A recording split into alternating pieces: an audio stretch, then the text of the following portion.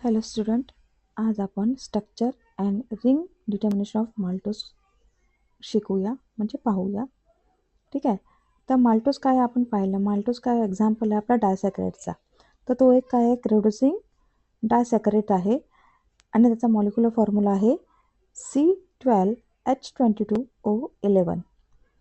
आता हे आपल्याला काय तर पाहायचं आहे, आपल्याच्या स्ट्रक्चर पाहायचं आहे आणि त्याचं रिंग डिटर्मिनेशन म्हणजे रिंग कशी फॉर्म होते ते पाहायचं आहे. तर याच्यात आपण काय करणार आहे, स्टेप बाय स्टेप त्याचे थोडे काय करू, एक्सपेरिमेंट करून प्रोसेस करून केमिकल प्रोसेस करून त्याचा आपण स्ट्रक्चर डिटरमाइन करणार आहोत. जर आपण पहिल्या स्टेपला माल्टोजला काय केलं, हायड्रोलिसिस केलं, तर आपल्याला काय मिळत आहे, ते 2 मॉलिक्युल्स ऑफ ग्लुकोज मिळत आहे, 2 मॉलिक्युल्स ऑफ डी ग्लुकोज मिळत आहे. ठीक आहे. 2 मॉलिक्युल्स ग्लुकोज मिळत आहे म्हणजे आपण काय म्हणू याच्या, की या माल्टोजमध्ये 2 ग्लुकोज युनिट प्रेझेंट आहे. काय प्रेझेंट आहे याच्यात, 2 ग्लुकोज युनिट प्रेझेंट आहे असं आपण याला म्हणू शकतो. का म्हणू शकतो, कारण आपलं जेव्हा आपण काय करायला माल्टोजला हायड्रोलिसिस केलं तर आपल्याला मिळत आहे 2D ग्लुकोज म्हणजे 2 युनिट मिळत आहे. 2 युनिट कशाचे मिळत आहे, डी ग्लुकोजचे. म्हणून आपण याच्या म्हणू शकतो की माल्टोज कशापासून बनलेला आहे, ग्लुकोज युनिट पासून बनलेला आहे. D glucose unit D glucose unit पासून तो बनलेला आहे असं आपण म्हणू शकतो. नंतर सेकंड आहे पार्ट त्याचा मिथिलेशन. जर आपण काय करू, जर आपण माल्टोजला मिथिलेशन करू म्हणजे त्याचं मिथिलेशन करू, ग्लायकोजचं काय करू आपण, माल्टोजचं काय करू आपण, मिथिलेशन करू, तर आपल्याला काय मिळणार त्याच्यात, आपल्याला हे 2 प्रॉडक्ट मिळेल. जर आपण कम्प्लिटली मिथिलेशन केलं माल्टोजचं तर आपल्याला हे 2 प्रॉडक्ट मिळणार आहे. पहिला प्रॉडक्ट आहे आपला 2,3,4,6 टेट्रा ऑर्थोमिथिल डी ग्लुकोज आणि दुसरा आहे आपला 2,3,6 ट्राय ऑर्थोमिथिल डी ग्लुकोज. हे 2 युनिट आपल्याला इथे मिळतात.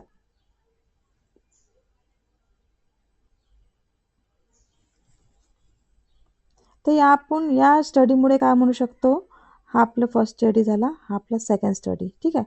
या स्टडीमुळे आपण काय म्हणू शकतो, की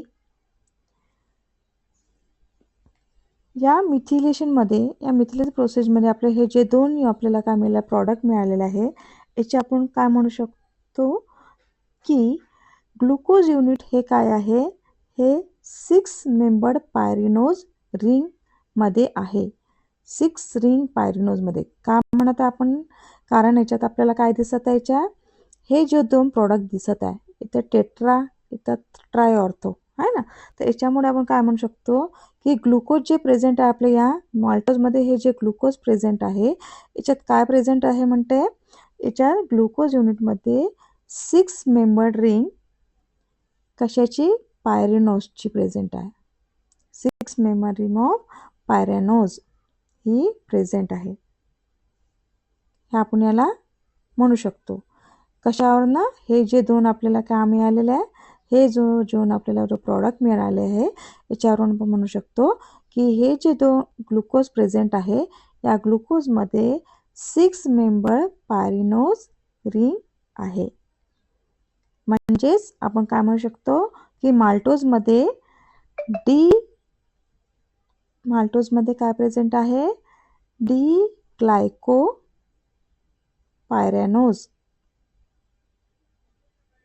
डी ग्लायकोपायरॅनोज हे प्रेझेंट आहे असं आपण म्हणू शकतो. कशामुळे, या 2 प्रॉडक्टमुळे. नंतर त्याची आहे ग्लायकोसिडिक लिंकेज. आता त्याचे नंतर पाहतो ग्लायकोसिडिक लिंकेजमध्ये काय होते. तर ग्लायकोसिडिक लिंकेजमध्ये काय होते, जे ग्लुकोज युनिटमध्ये C4 हायड्रॉक्सिल ग्रुप आहे तो ग्लायकोसिल बॉन्ड तयार करतो. ठीक आहे. हे जे ग्लायकोसिल लिंकेज आहे हे काय करतो, कार्बन, हे जे आपल्याला माहिती आहे ते काय, 2 ग्लुकोजचे मॉलिक्युल आहे ना. तर 2 ग्लुकोज मॉलिक्युल, ज्याचा पहिल्या ग्लुकोजमधला C1 आणि दुसऱ्या ग्लुकोजमधला C4 हे एकमेकाशी काय करतात, लिंक करतात. लिंक करतात म्हणून त्याला काय म्हणतात, ग्लायकोसिडिक लिंकेज असं म्हणतात. नंतर आहे, आता आपण नंतर पाहू की माल्टोज हा रिड्युसिंग शुगर आहे की नाही. तर माल्टोज हा रिड्युसिंग शुगर आहे. का बरं आहे? कारण हा फेलिंग सोल्युशन आणि टोलंट रिएजंटला पॉझिटिव्ह टेस्ट देत आहे, म्हणून तो काय आहे? That is a reducing sugar आहे. आता याच्यात आपण काय करू? वेगवेगळ्या म्हणजे स्लाइड अनुसार आपण पाहू काय असते. ठीक आहे, तर आपण पहिलं त्याचं स्ट्रक्चर काय आहे. ठीक आहे, पहा माल्टोज काय आहे? माल्टोज इज अ रिड्युसिंग डायसॅकराइड आहे. मॉलिक्युलर फॉर्म्युला माहिती आहे त्याचा. ठीक आहे, on hydrolysis is give 2 molecule of D glucose, therefore maltose is a composed of 2 D glucose unit. म्हणून आपण म्हणू शकतो की माल्टोज काय आहे?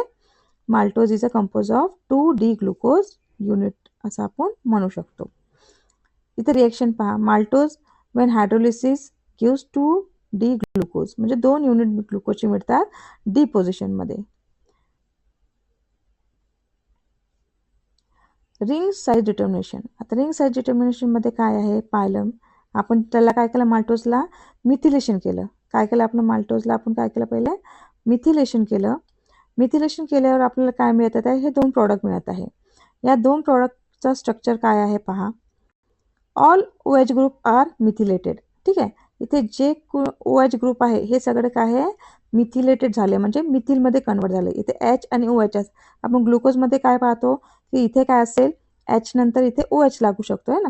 तर OHच्या जागी काय लागलं? इथे OCH3 लागलेले आहे है ना. CH3 म्हणजे जिथे हायड्रोजन आहे, हायड्रोजन हा रिप्लेस कशाने झालेला आहे? Hydrogen is replace by methyl group. का बरं? कारण आपण इथे मिथिलेशन केलेलं आहे. का बरं केलं? का बरं रिप्लेस झाला आहे? कारण आपण इथे काय केलं? मिथिलेशन केलेलं आहे, म्हणून जो OH आहे तो OH रिप्लेस झाला OCH3 ने. ठीक आहे,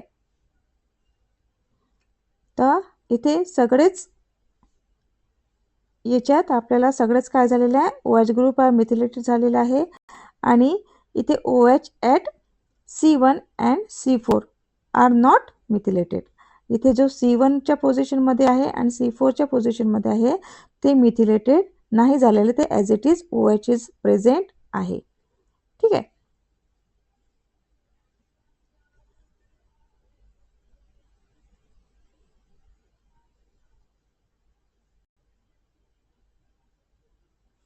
formulation of.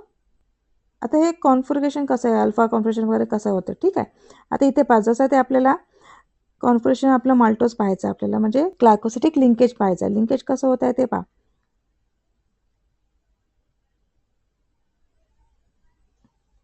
All C1 at the first glucose unit, the OH group is down in a Hayward's projection.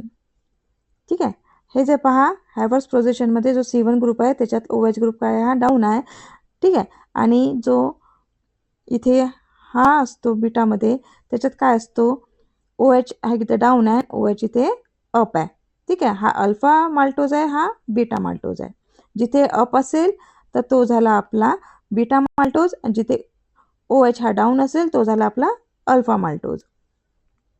इथे लिंकेज पाहून घ्या बरोबर कशी लिंकेज झालेली आहे. तर कार्बन 1 पोझिशनची, हे पहा हा कार्बन 1 आहे, सॉरी हा कार्बन 1 आहे. कशाचा?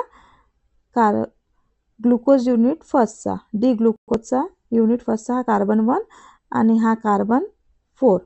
तर याच्यापासून आपली ही झाली ही लिंकेज, म्हणून त्याला काय म्हणतो आपण? अल्फा 1,4 डायक्लोसिडिक लिंकेज आपण त्याला म्हणत आहे.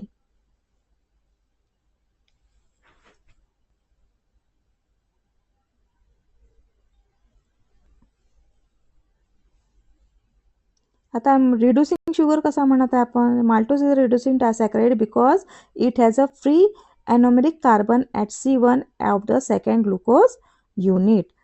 काय रिड्युसिंग शुगर म्हणत आहे?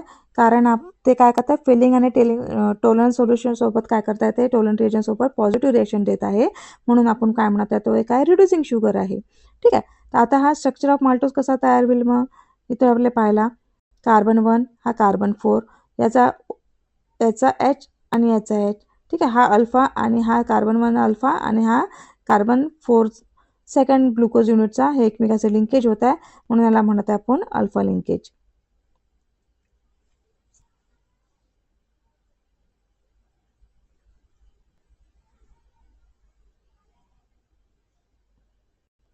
याचे फायनल स्ट्रक्चर पाहायचं. फायनल स्ट्रक्चर काय आहे? फिशर प्रोजेक्शन आणि हॅवर्ट्स प्रोजेक्शनचं. ठीक आहे. हॅवर्ट्स म्हणजे जो आपण काय असतो त्याचा हॅवर्ट्समध्ये आपण रेक्टँगल म्हणजे त्याचं रिंग स्ट्रक्चर दाखवतो आणि फिशर्स प्रोजेक्शन म्हणजे त्याला उभ्या ह्याच्यात दाखवतो. ठीक आहे. आता याच्यात पहा लिंकेज हा फायनल स्ट्रक्चर आहे आपला माल्टोसचा आणि हा सुद्धा फायनल स्ट्रक्चर आहे आपला माल्टोसचा. हे दोन स्ट्रक्चर आपल्याला लक्षात ठेवावं लागेल. हा एक आणि हा एक. ठीक आहे. आता इतकंच. दुसऱ्या व्हिडिओमध्ये आपण फ्रुक्टोजचं स्ट्रक्चर पाहू. तोपर्यंत goodbye. Thank you for watching.